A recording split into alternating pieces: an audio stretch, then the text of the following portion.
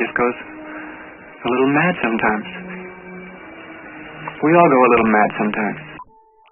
Good evening. Hello all, this is Adolfo Costa, and welcome back to my channel. Being that fall is my favorite time of year, and Halloween is one of my favorite holidays, we'll be doing something a little fun today. 31 essential films you should watch this Halloween season.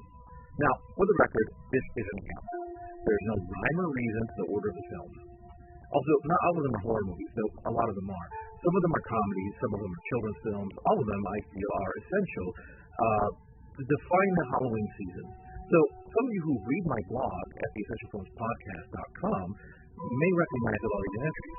But, that said, without further ado, here we go. 31 essential films you should watch this Halloween season. And we're going to kick things off with what many people consider to be the greatest slasher movie of all time, the movie that defined the slasher genre, Alfred Hitchcock's 1960 Psycho. The principal cast includes Anthony Perkins, Vera Miles, John Gavin, Martin Balsam, John McIntyre, and Janet Leigh. The genre, slasher and serial killer. The tagline for this film was, "The picture you must see from the beginning, or not at all, for no one will be seated after the start of Alfred Hitchcock's greatest shocker, Psycho." Marion Crane steals $40,000 from her employer and drives as far as she can to evade capture, eventually stopping at a small motel off the highway. At this motel, she meets Norman Bates, who runs the place. Norman is a socially awkward young man who seems unhealthily attached to his domineering mother. Later that evening, Marion enters his shower, and his film history is changed forever. Everything you have read, seen, or heard about this film is probably true. Unfortunately, the twist ending has been parodied to death, no pun intended, and it, along with its iconic score, is part of the American pop culture landscape. However, if you have never seen Psycho, then you owe yourself a good scare. One of the reasons this film is so scary is that the scares are earned by a well-crafted screenplay. Instead of using the tired conventions of modern horror films, where something jumps out at the audience, the screenplay builds its characters, their motivation, and their actions so well that when the scare comes, it's natural and organic instead of contrived. What's quite genius about Stefano's script, which was based on a novel by Robert Bloch, is that one of the main characters has what appears to be a heady motivation at the beginning of the film. However, without entering into spoiler territory, Hitchcock completely manipulates your expectations, and as Act 1 ends and Act 2 begins, you are completely caught off guard as to what to expect from the film. It's at this point that the Norman Bates character becomes the main crux of the story. His motivation and character development are so fascinating that it dwarfs the rest of the plot and characters. The mystery surrounding what is truly going on at the Bates Motel is one of the most well-written in film history. You spook easily, Starling? I guess so. The Silence of the Lambs. Released in 1991, directed by Jonathan Demme. Screenplay by Ted Talley, based on The Silence of the Lambs by Thomas Harris. Principal cast, Jodie Foster, Anthony Hopkins, Scott Glenn, and Ted Levine. Genre, serial killer. Its tagline, to enter the mind of a killer, she must challenge the mind of a madman. Now this may be the greatest serial killer movie of all time. It does everything. Scares, check. A great villain, actually two great villains, double check. A sympathetic hero, check. A phenomenal story, check. The Silence of the Lambs is so good, it was the first and so far only horror movie to ever win the Academy Award for Best Picture. Three others have been nominated: The Exorcist, Jaws, and Sixth Sense.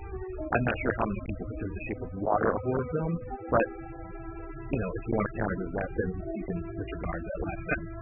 Anyway, not just that, but it's a grand slam of awards for director, actress for Foster, actor for Howard, and screenplay.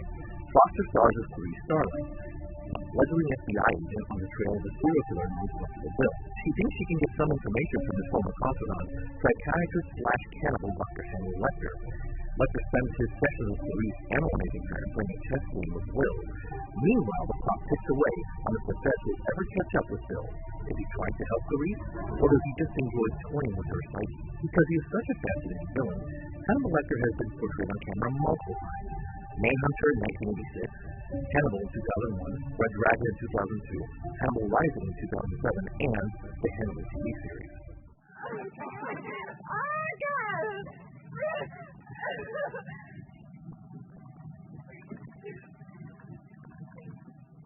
Alien, 1979, directed by Ridley Scott. Principal cast, Tom Skerritt, Sigourney Weaver, Veronica Cartwright, Harry Dean Stanton, John Hurt, Ian Holm, and Yaphet Kotto. Genre, aliens, monster movie. In space, no one can hear you scream. What Ridley Scott accomplished with Alien was to blend science fiction and horror in a way no one had ever done before. Today, this film continues to be one of the scariest horror films of all time, as well as being fantastic science fiction epic. Not only did it win an Oscar for Best Visual Effects, it is also currently in the National Film Registry in the Library of Congress and has appeared in various American Film Institute countdown lists. This film proves that genre films can also be as engaging, provocative, and influential as the heaviest dramas. Originally called Star Beast before it went to production, the film follows a team of space miners who respond to an SOS signal right before they are about to hit home after a long several months on the job. When they go to investigate the seemingly deserted planet, an alien life form attacks and attaches itself to one of the crew's face, putting him in a comatose state. The alien is eventually separated from King John Hurt's face, but not before laying eggs in his belly. In what has to be one of the most disturbing scenes in film history, an alien bursts out of King's chest and quickly grows to a monstrous size as it picks off the crew one by one. Alien spawned a quadrilogy of sequels: Aliens, Alien 3, and Alien Resurrection, spin-offs Alien vs. Predator, and most recently, a prequel series in Prometheus and Alien Covenant. In space, no one can hear you scream. Pan's Labyrinth, 2006, Guillermo del Toro. Cast: Sergi Lopez, Maribel Verdú, Ivana Vaquero, Doug Jones, Ariadne Gil, and Alex Angelos. Genre: supernatural, dark fantasy. Innocence has a power evil cannot imagine.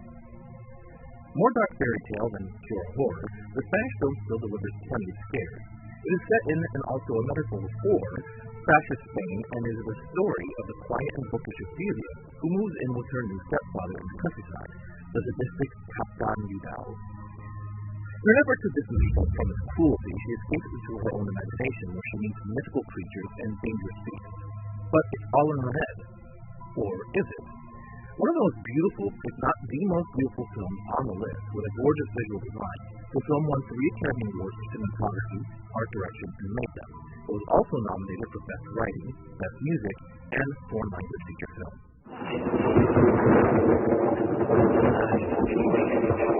It's alive! It's alive! It's alive! It's alive! It's alive! Frankenstein, 1931, James Whale. Cast: Colin Clive, Mae Clark, John Bowles, and of course Boris Karloff. Genre: monsters, mad scientist. The man who made a monster. The most well-known adaptation of Mary Shelley's immortal work, this 1931 classic still to this day remains the best adaptation of Mary Shelley's classic tale. Dr. Henry Frankenstein is obsessed with death. He believes he can give life to dead flesh and creates a man to prove this theory. He creates a man by sewing together body parts from various corpses. Instead of a man, he gives birth to a monster. Unfortunately, the creature's abnormal brain causes him to break free and escape his creator. The film then focuses on the monster's attempt to find its humanity. One of the first books and films to really start blending genres. Will, though, through Shelley's work, used elements of science fiction and horror to create the monster, and his birth scene is still one of the most memorable in film history. Frankenstein was responsible for the imagery modern audiences associate with the monster: tall, flat top, bolt in the neck. The movie was a huge success and is almost synonymous with Universal, which sequelized and spun off the monster in various films: The Bride of Frankenstein in 1935, Son of Frankenstein in 1939, The Ghost of Frankenstein in 1942, House of Frankenstein in 1944, and Abbott and Costello Meet Frankenstein in 1948. Not to mention all other interpretations of the character who followed in Universal's footsteps, like Hammer Horror's Curse of Frankenstein in 1967 and Mary Shelley's Frankenstein in 1994. But the original remains the go-to class. For a deeper analysis of Frankenstein, check out episode number 35 of the Essential Films podcast.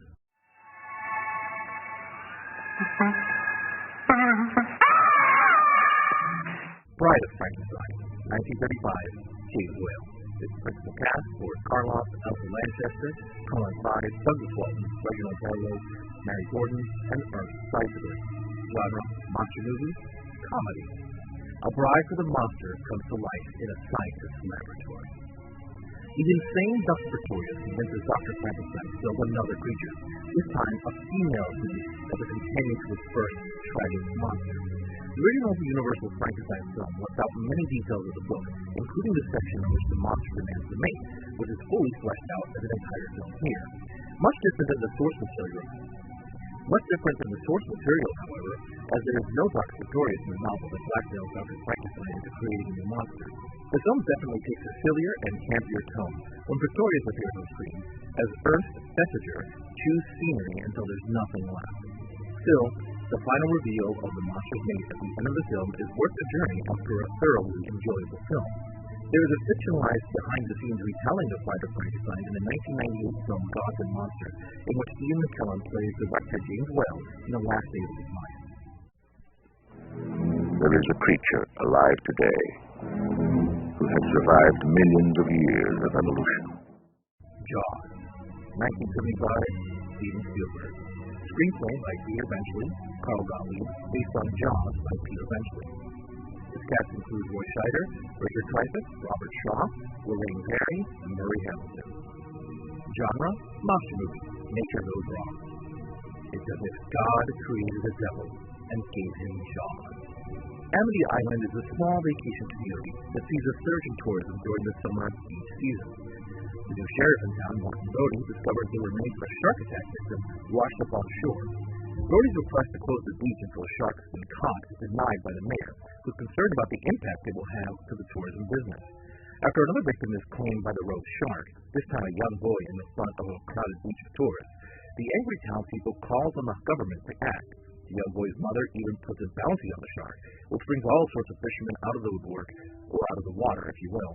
A local fisherman named Quint offers to kill the shark for a large fee, and Brody, believing Quint to be the most qualified, soon joins the effort, despite the fact that he's terrified of the water. They are joined by oceanographer Matt Hooper, and the trio embark on an adventure to capture and kill the great white predator. Jaws had a lasting legacy in the changing of the business. The wide-release, massive marketing model was soon adopted by Hollywood as the new way to conduct business. Hollywood still works the same way to this very day. It also established the idea of the summer blockbuster, where studios would release all of their anticipated big money makers in the summer, when audiences were more primed for the movies. While other films like Gone with the Wind and The Sound of Music were massive box office hits before, Jaws created an entire season for it. Spielberg would go on to helm some of the greatest and essential films of the last 40 years, including Closing in on the Third Kind, Raiders of the Lost Ark, E.T. Extraterrestrial, Jurassic Park, Schindler's List, Saving Private Ryan, Minority Report, and Lincoln. Jaws and Spielberg's influence on cinema is incalculable, so don't be afraid to go back in the water and watch this essential classic. For a deeper dive, no pun intended, on Jaws, check out the Essential Films Podcast, Episode 7. Les Diaboliques, 1955, Henri Georges Clouzot. Critical cast, Simone Signoret, Vera Clouzot, Paul Meurice, and Charles Vanel. Genre, mystery, thriller. See it, be amazed at it, twice enough. Henri Georges Clouzot's psychological thriller Les Diaboliques is one of the finest works of horror ever captured. He converses about monsters, about aliens, even without actually being psychopaths. Clouzot uses mood display and brooding cinematography to capture the terror. Two women equally spurred by a chauvinist school headmaster conspire to kill the man that's making their lives hell. But after the murder goes down, the real nightmare begins. The next day the body disappears, and neither conspirator knows what happened. Is he still alive? Did I kill him properly? Or, even more terrifying, was there something supernatural at work? Clouzot doesn't let up on the suspense until the very last frame of the film, ultimately climaxing in, quite simply, the best twist endings of all time.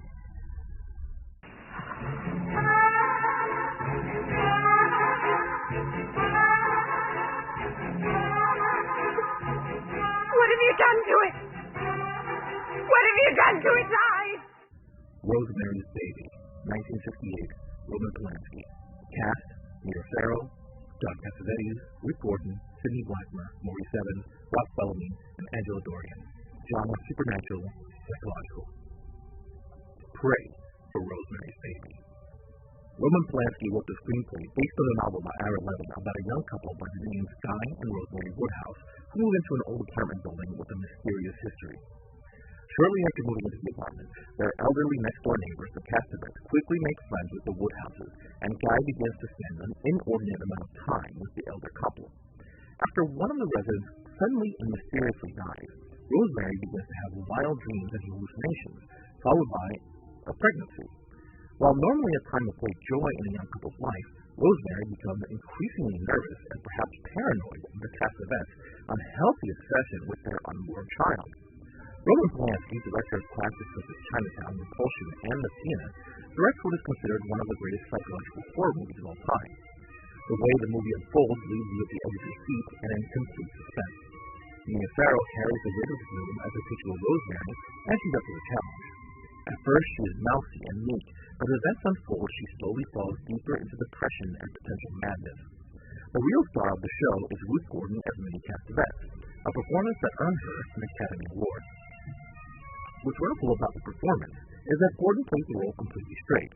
All she appears to be, objectively, is a nosy, overly concerned little old lady next door. But as it turns out, her motives are far more sinister. Rosemary is one of the all-time greats, and the final scene will disturb you for the rest of the day. Nosferatu, 1922, S.W. Murnau, starring Max Schreck, Gustav von Wagenheim, Greta Schroeder, Alexander Granach, Ruth Landschaft, and Wolfgang Heitz. Genre: vampires. A thrilling mystery masterpiece, chilling psychodrama of the bloodlust. The original horror film, Henri Goulin's story of Nosferatu, is loosely based, in other words, it's ripped off, from Bram Stoker's original Dracula. At the time of production, Bram Stoker's estate did not give him permission to Murnau to shoot the film, so they worked around it by changing the names of the few events.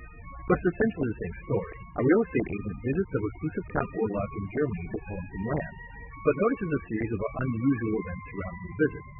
Sound familiar?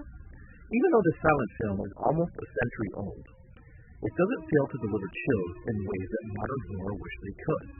At the time the film was made, Bram Stoker's widow was threatening legal action against the filmmakers for using her late husband's story as the basis of the film, and so Max Schreck portrayed Count Orlok instead of Count Dracula.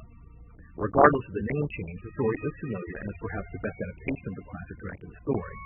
Schreck is especially creepy as a title character, and the camera work was way ahead of its time. It's a beautiful horror film.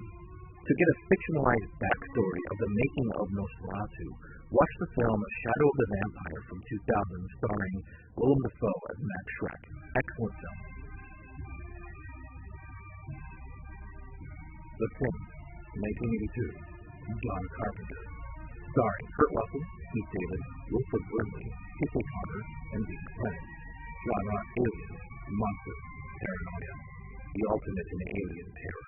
A John Carpenter classic. This remake of the 1950s classic, The Thing from Another World, keeps the action in a frozen landscape, but changes the monster to ramp up the gore and scares.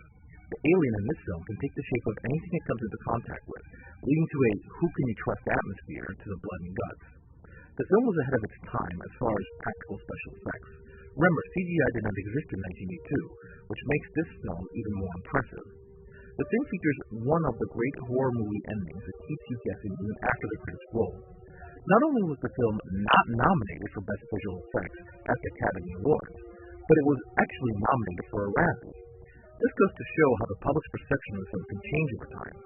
This may be Carpenter's ultimate masterpiece.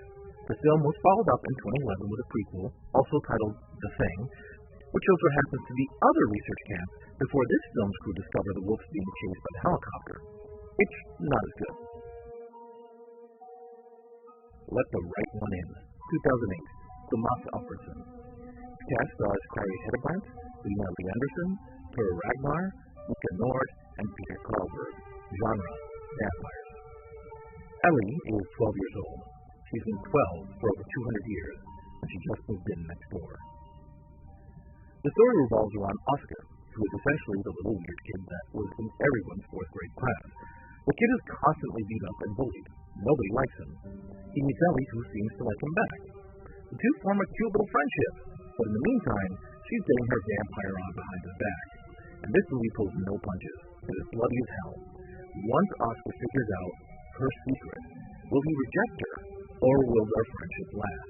Now, I won't spoil it, but let's just say the climactic scene was satisfying for anyone in the audience who has ever been bullied. This movie was remade recently as Let Me In for American audiences. It was a fine interpretation, but nothing beats the original.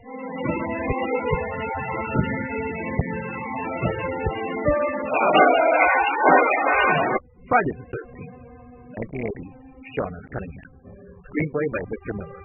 Cast: Jeffrey Palmer, Adrian King, Harry Crosby, Laurie Bartram, Janine Taylor, Kevin Bacon, Marc Meulen, and Bobby Morrison.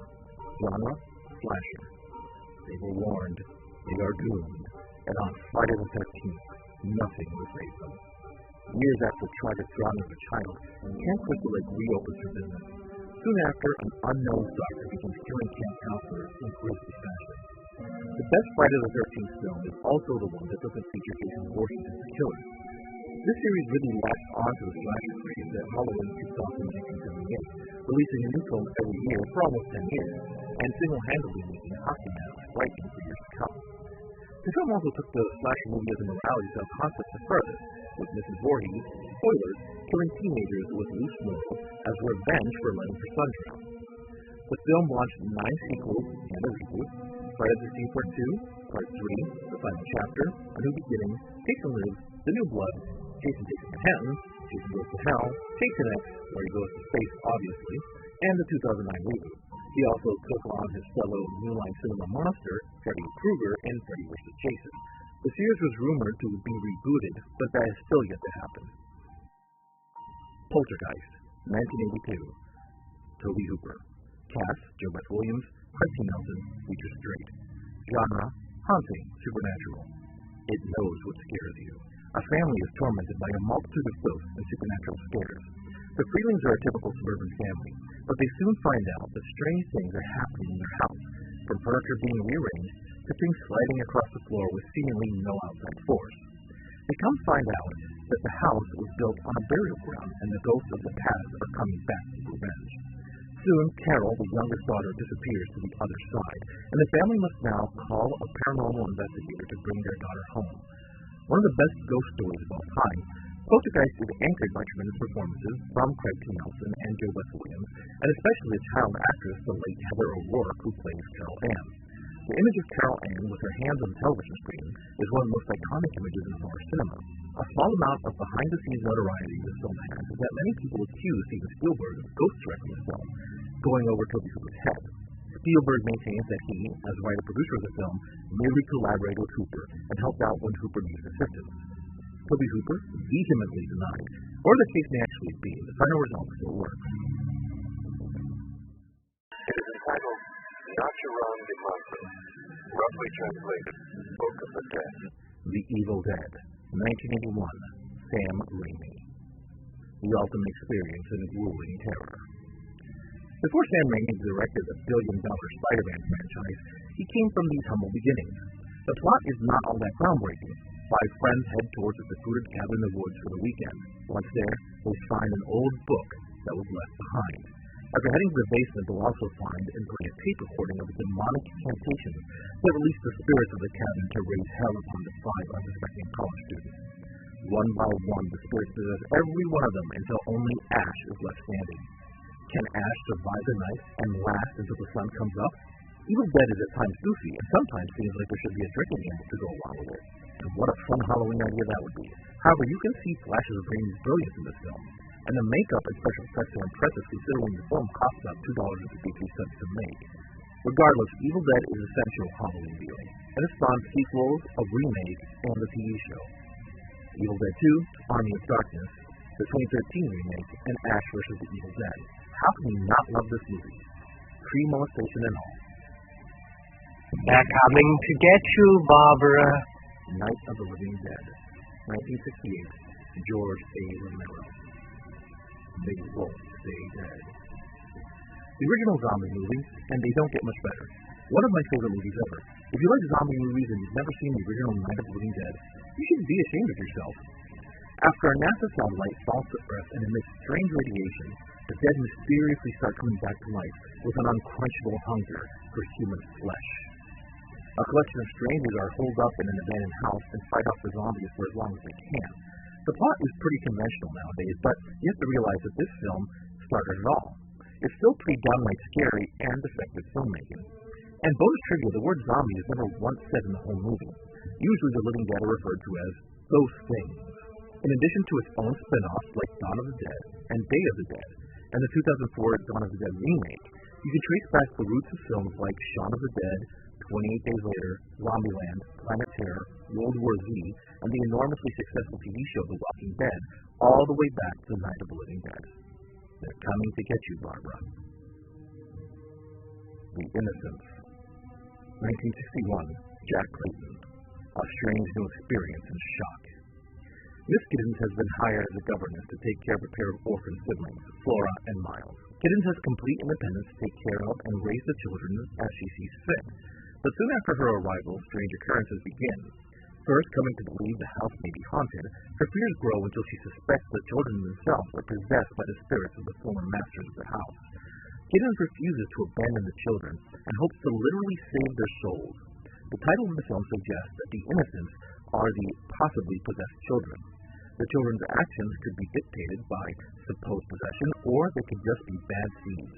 The ghosts in the house that committed evil in their past could be literal ghosts, or metaphors for the corruption of man, or both. This is a film about evil and corruption, and in the end, no one is ever really innocent. The film is based on the Henry James novel, The Turn of the Screw. Trick or Treat, 2007, Michael Dougherty. You don't follow the rules, tonight. You won't miss to see tomorrow. A modern classic, Trick or Treat is perhaps the best Halloween film to not feature Michael Myers killing teenagers. The film is an anthology of spooky tales taking place on the same October 31st in the same small town. We see werewolves, killers, and ghost children out for revenge. All these tales are tied together by Sam, a mysterious young trick-or-treater with a burlap sack over his large misshapen head. What is his connection to these stories? The film is a lot of fun and has a cult following after being delayed a wide release for years, and only showing up at small screenings around the country. It wears its horror influences proudly on its sleeve, and will surely inspire future horror anthology tales in the future. Here's Johnny! The Shining, directed by Stanley Kubrick, starring Jack Nicholson, Shelley Duvall, and Danny Lloyd. Stanley Kubrick's epic nightmare of horror. Jack Torrance is a struggling alcoholic writer that takes a job as a caretaker for the Overlook Hotel during the winter season. He feels that the isolation and solitude will help him get over his writer's block, while also making a little money, taking along his wife and his psychic son to keep him company. Soon the hotel is snowed in by a massive snowstorm, and Jack's frustrations and the hotel's haunted past slowly starts to drive Jack into a murderous, psychotic state. The Shining, by far, is one of the most legitimately terrifying films of all time, and its influence can still be seen to this day. The highlight of this film is clearly Jack Nicholson. Nicholson has often been criticized as sometimes going over the top and being a bit heavy. I can't disagree with that. However, one could not criticize him overacting in this film, at least not until the climax. But by then a bravura performance is earned and frankly needed. The whole film rests on his performance. Many thoughts are abound as to the ending of the film. Is the hotel haunted? Is Jack just psychotic? What about the photograph at the end of the film? Was Jack Torrance absorbed into the evil of the hotel? Or was he a reincarnation of the evil of the hotel? Questions like this is what make the film rewatchable and enjoyable on many different levels. The Shining, over 30 years later, remains a horror masterpiece, despite what Stephen King thinks about it. Shaun of the Dead, 2004, directed by Edgar Wright, starring Simon Pegg, Nick Frost, and Kate Ashfield. A romantic comedy with zombies. Shawn is a lovable loser just trying to win back his girlfriend. He has a dead-end job and his girlfriend Liz just broke up with him. He decides he's going to win back Liz, repair his relationship with his mother, and fight off a zombie outbreak. Therein lies the genius that is Shaun of the Dead. The film was marketed as a rom-com zom, and it's brilliant. Not because it's a film that blends three genres together, but because it's a film that blends three genres together so well. The romantic element of the story works well. You really want Shawn and Liz to end up together. The comedy aspect works well. It's incredibly funny. The film packs in plenty of zombie fun as well, and laughs that play up to Pegg and Frost comedic talent, but also satirizes the zombie genre. It pays homage to and has fun with all the traditional zombie movie aspects. It's not all fun and games, however, as the stakes are plenty high and the characters are in real danger. And in the middle of all the gore and the laughs, you may find yourself legitimately touched by the human drama on screen. The brainchild of co-writer-actor Simon Pegg, actor Nick Frost, and co-writer-director Edgar Wright hit it big not only in their native UK, but also struck a chord with American audiences as well. Ghostbusters,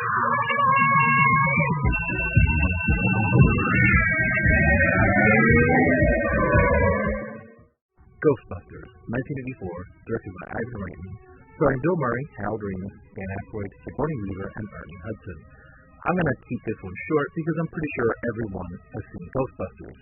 Seriously, if you've never seen Ghostbusters, you've got a problem. Another comedy horror entry. Though the horror isn't too bad, it did manage to scare me quite a bit when I was a little guy. There's really not much to be said here. Everyone knows how great this movie is, and it's required Halloween viewing at my house. The Witch, 2016, Robert Eggers, starring Anya Taylor-Joy, Ralph Ineson, Kate Dickie, Harvey Scrimshaw, Ellie Granger, and Lucas Dawson. A New England Folktale. One of the most recent films on this list, a Puritan family in the 1600s New England is banished from their religious community due to a differing interpretation of their religion. Forced to find new land and live in isolation, the family eventually settles in a small area where they struggle to grow new crops. Meanwhile, the youngest in the family, a baby, is abducted without a trace, and the mother, Catherine, blames her oldest daughter, Thomasin, on the baby's disappearance. It's revealed that a witch has taken the baby and used it for something unspeakable. What follows is the rest of the family devolving into complete dysfunction as jealousy, feelings of betrayal, and supernatural incidents tear the family apart. Catherine blames Thomasin for everything as she slips into psychosis. Add to that, there is Black Phillip, the family's goat, that is perhaps a sign of the bad things to come. The Witch is not a typical jump-scare kind of horror film. It's an examination of faith and of family crisis and paranoia, all with dialogue written in Old English.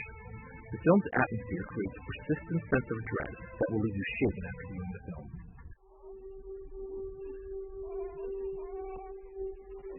Van Helsing. Now that you have learned what you have learned, it would be well for you to return to your own country. Dracula, 1931, Todd Browning, starring Bela Lugosi, Helen Chandler, David Manners, Dwight Fry, Edward Van Sloan. Renfield is on his way to Transylvania to lease a property in London to a mysterious Count Dracula. After the Count reveals himself to be a vampire, he makes Renfield his slave, driving him to insanity. Dracula arrives in London, meeting Dr. Stewart and his daughter, of whom he quickly becomes enamored. After Nina's friend Lucy dies from a mysterious circumstance, Dr. Van Helsing is called in to investigate. Full-length horror films were not common in 1931, so this was a bit of out of the ordinary for both studios and audiences alike. Executives were nervous about the box office potential on a film with a heavy reliance on the supernatural. After its premiere, newspapers reported that some members of the audience fainted at the sight of the images on screen. Publicity jackpot. The studio wisely used this to sell the film in advertisements, and it became a huge financial success. Because of the success of Dracula, Universal plunged headfirst into the horror waters and produced a series of successful monster movies: Frankenstein, The Mummy, The Invisible Man, Bride of Frankenstein, and The Wolfman, as well as a series of sequels of Dracula's Daughter, Son of Dracula, House of Dracula, and Dracula made appearances in House of Frankenstein and Abbott and Costello Meet Frankenstein. To this day, fans of horror everywhere celebrate the Universal monsters. Dracula's legacy, much like the vampire himself, will last forever. The film is a classic of the pre-code Hollywood era and an icon of its genre. A Nightmare on Elm Street, 1984, directed by Wes Craven, starring Robert Englund, Heather Langenkamp, and Johnny Depp. Whatever you do, don't fall asleep. 1-2, Freddy's Coming for You. The movie that introduced the world to one of the most iconic screen villains of all time with knives for fingers, Freddy Krueger. Teenagers on Elm Street are being murdered under mysterious and violent circumstances, and they're always asleep when it happens. What dark secrets does this average American street hold? Turns out that after a group of parents found out about a child killer living amongst them, they'll burn him alive and kill him. But Fred Krueger returns as a supernatural invader of dreams to seek revenge on their children. If you die in the nightmare, you die in real life. But first and best of the franchise, A Nightmare on Elm Street rose above the dead teenager slasher films of the 1980s and dared to do something different. Yeah, they were still dead teenagers, but the new imagery and the special effects that Craven brought to the big screen at the time were unparalleled. The story still feels fresh and innovative. Robert Englund's performance is legendary as he slices and dices teenagers in new and imaginative ways. His Freddy Krueger is one of the greatest on-screen villains of all time. He even ranked in the American Film Institute's 50 greatest movie villains. Also look out for an early performance by the one and only Johnny Depp. Just don't get too attached. So much blood. Much like many of the films on the list, The film was marked the beginning of a franchise, with mixed results in quality. The film was followed by Nightmare 2, Freddy's Revenge, 3, Dream Warriors, 4, The Dream Master, 5, The Dream Child, Freddy's Dead: The Final Nightmare, and Wes Craven's New Nightmare, plus a reboot remake in 2010 and the crossover film Freddy vs. Jason. Misery, 1990, Rob Reiner, starring James Caan, Kathy Bates, Francis Sternhagen, Richard Farnsworth, and Lauren Bacall. Paul Sheldon used to write for a living. Now he's writing to stay alive. Paul Sheldon, famous romance novelist, drives to a Colorado hideaway for some peace and quiet to concentrate every time he writes a book. After finishing his latest novel, he gets stuck in a snowstorm and his car careens off the road. He'd surely be dead if not for the intervention of Annie Wilkes, a nurse who lives in the mountains. Soon after waking up from his near-fatal car accident, Sheldon starts to wish he was dead.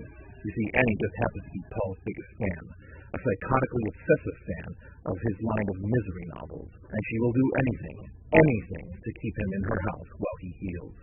But soon, that's not enough. Having read the last entry to the Misery series where Paul had killed off the main character, Annie suffers a psychotic break and forces Paul to write a new ending.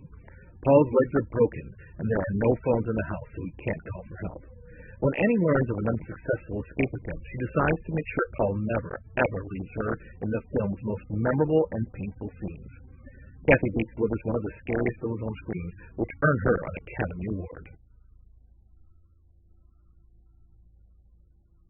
The Cabin in the Woods, 2012, Drew Goddard, starring Kristen Connolly, Chris Hemsworth, Anna Hutchison, Bryan Cranston, Missy Williams, Richard Jenkins, and Bradley Whitford.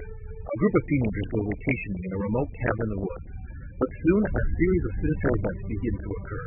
Sound like a familiar premise? Think again. This adoring love letter to horror movies is the ultimate monster movie, with almost every creature imaginable making some sort of cameo.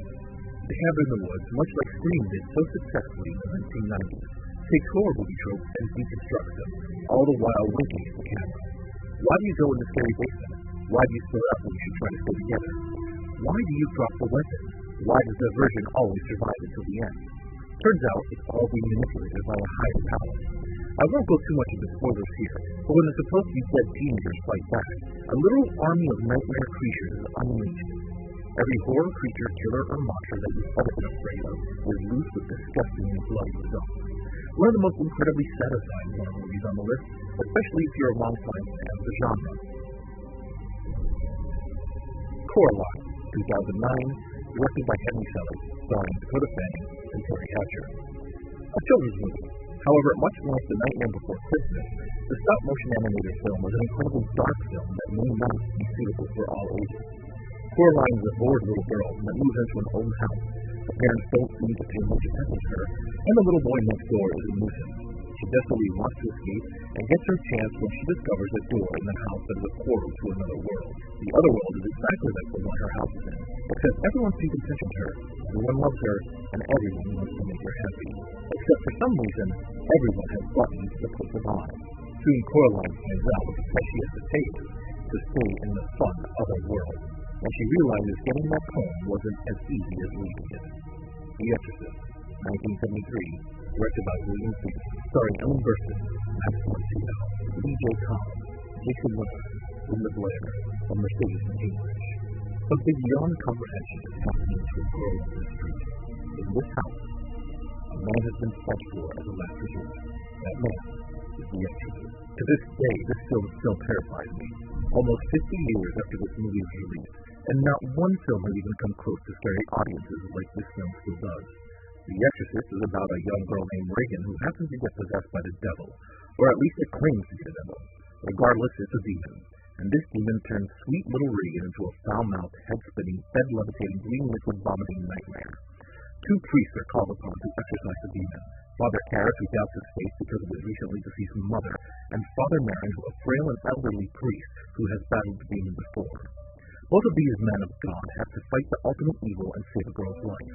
This film is the standard bearer for exorcism or possession film, as it was the first film to popularize the subgenre. The film became notorious upon its initial release for making some audience members faint and even vomit during screenings. The film was a monster hit, breaking records at the box office. It was awarded with 2 Oscars for Best Writing and Sound, and was nominated for 8 Academy Awards, including Best Picture, Best Actor for Miller, Best Actress for Burstyn, Best Supporting Actress for Blair, and Best Director. There were several sequels, but only The Exorcist 3 is worth mentioning, as the other films were not up to par creatively. The creature of God! It's God! The Texas Chainsaw Massacre, 1974, directed by Tobe Hooper. Starring Marilyn Burns, Paul A. Fortain, Edwin Neal, Jim Speedow, Gunnar Hansen, Terry McKinn, and John Larroquette. All massacre facts based on a true story. Chainsaws, cannibals, Texas. Yep, that all adds up to something pretty downright horrific. Just the name tells you exactly what you're going to get before the opening credits begin. This movie was way ahead of its time. Despite featuring little gore, it fooled audiences into thinking it was a splatter fest. It spends a good deal of time building the atmosphere of the film. Right from the beginning, you know things are not going to turn out well. And not just because you know it's a horror movie, but because unlike most slasher films, the audience can actually feel fear for those soon-to-be victims. First, it's spooky enough when we hear about the corpse sculptures found in the cemetery. Then we get the hulking Leatherface with chainsaw. When Leatherface first makes his shocking appearance in the film, it's terrifying. But it gets taken to 11 during the dinner sequence, Sally tied down and forced to be guest of honor at a cannibalistic dinner party. The scene is incredibly unsettling to watch, and probably one of the most memorable in horror cinema. Oh, and let's not forget Grandpa. You know what? I'll let you find out about Grandpa by yourself. Tobe Hooper was extremely reckless in the filming of the film, perhaps to the benefit of the final releasing product. Many cast members were injured during the shooting, and some did not start the film on good terms with Hooper. An example is during the cannibal dinner scene, Marilyn Burns' real blood was used when actor Gunnar Hansen sliced his finger with a razor blade. When William Dale's character gets decapitated, the actual live run chainsaw was swung in inches of his neck. Try to get this one out of your head. The Texas Chainsaw Massacre is a horror masterpiece. The film created a franchise with 3 sequels, followed by a reboot in 2003, which had 2 additional sequels.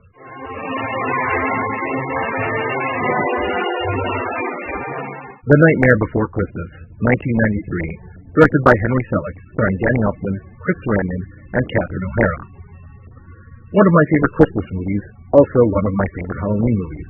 While marketed as a Disney kids movie, the film is actually quite dark. The whole story revolves around Jack Skellington, a resident of Halloween Town, who gets so bored with the darkness and dreariness of his little world. One day he stumbles upon Christmas Town and gets a great idea. This year he'll kidnap Santa and take over Christmas. This Halloween-Christmas mashup is an essential viewing every year, for both holidays. And if you ever want any Nightmare Before Christmas merchandise, Hot Topic probably has you covered. And finally, number 31, of course it has to be, John Carpenter's Halloween from 1978. Starring Donald Pleasance, Jamie Lee Curtis, T.J. Souls, and Nancy Willis. The Night He Came Home.